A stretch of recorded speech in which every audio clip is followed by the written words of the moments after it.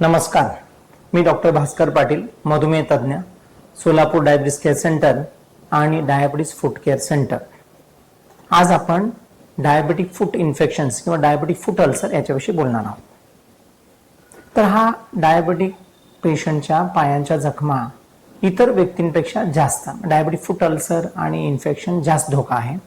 तर कशामुळे धोका आहे जास्त? तर सगळं साधारण ज्यांचा मधुमेह नियंत्रणात नसेल, त्यांचा दीर्घकाल मधुमेह असेल आणि डायबेटिक न्यूरोपॅथी पाय बधीर असलेल्या व्यक्तींना धोका जास्त आहे.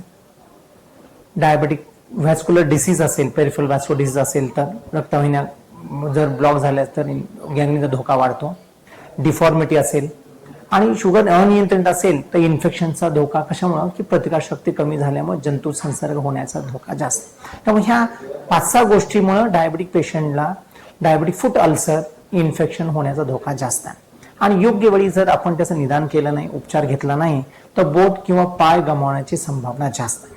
आणि हे आपल्याला गंभीर दुष्परिणाम, गुंतागुंतीचा आजार, डायबेटिक फूट अल्सर, डायबेटिक फूट इन्फेक्शन जर टाळायचे असतील तर आपल्याला साध्या सिंपल गोष्टी महत्वाच्या 5 मिनिटे आपल्या पायांसाठी काढले पाहिजे. म्हणजे 24 तासामध्ये 5 मिनिटं आपण आपल्या पायासाठी काढलेच पाहिजे.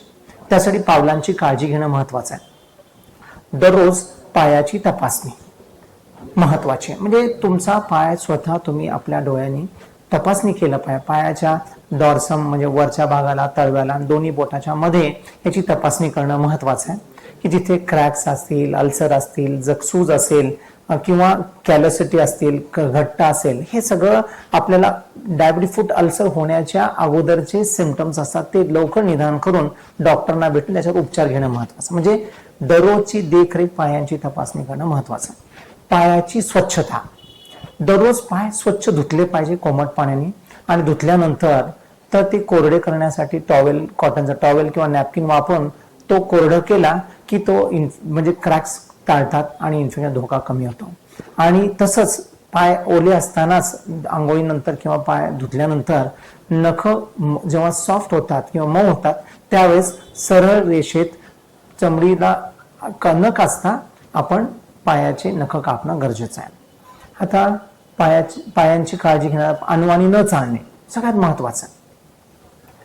दररोज सॉक्सचा वापर केला पाहिजे. प्रेशर डायरेक्ट इम्पॅक्ट त्याच्यावर पडत नाही म्हणून दररोज कॉटनचे सॉक्स वापरा. दररोज ते स्वच्छ धुवा. पायांचे जे फुटवेअर्स असतात ते सिलेक्शन महत्वाचं आहे. तर एकतर कॅनव्हास शूज, कपड्याचे शूज, स्पोर्ट्स शूज किंवा सँडल हे मोस्ट प्रिफर्ड फुटवेअर्स असतात जिथे की आपल्याला इनडायरेक्टली काचणार नाही असे फुटवेअर्स वापरा. आणि प्रत्येक वेळेस जेव्हा बूट किंवा सँडल वापर घालतो आपण आतल्या बाजूला हाताने चाचपून बघा की काय आहे का, खडा खिळा काय आहे का बाहेरच्या आतल्या बाजूला.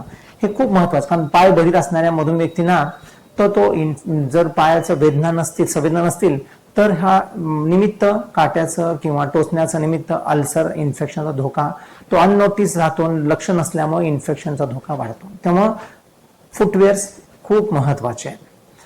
त्याच्या व्यतिरिक्त काय केलं पाहिजे की डायबिटिक पेशंटनी शुगर नियंत्रण ठेवलं पाहिजे. सगळ्यात महत्वाचं शुगर नियंत्रण ठेवून फास्टिंग पोस्ट लंच कंट्रोल अगदी टार्गेटमध्ये ठेवून HbA1c 7च्या खाली ठेवलं तर डायबेटिक न्यूरोपॅथी आणि डायबेटिक फूटचे प्रॉब्लेम टाळण्यासाठी महत्वाचं आहे. तसं बघितलं तर हा डायबेटिक फूट अल्सर हा किंवा डायबेटिक फूट इन्फेक्शन्स हे खूप गुंतागुंतीचा आजार आहे. सगळ्यात महत्वाचं की वेळ आणि तो खर्च, ह्या 2 गोष्टी महत्वाच्या. कारण डायबेटिक फूटला जखम जेव्हा होते तेव्हा खूप वेळ जातो तेव्हा खर्चही वाढतो.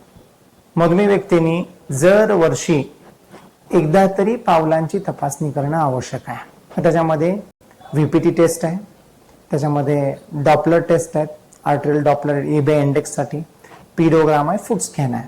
ह्या तपासण्या करून आपण लवकरात लवकर डायबेटिक फूटचे प्रॉब्लेम जर निदान करून उपचार घेता आला तर मधुमेहाचे दुष्परिणाम डायबेटिक फूटवरती होतात ते टाळण्यासाठी मदत होते. धन्यवाद.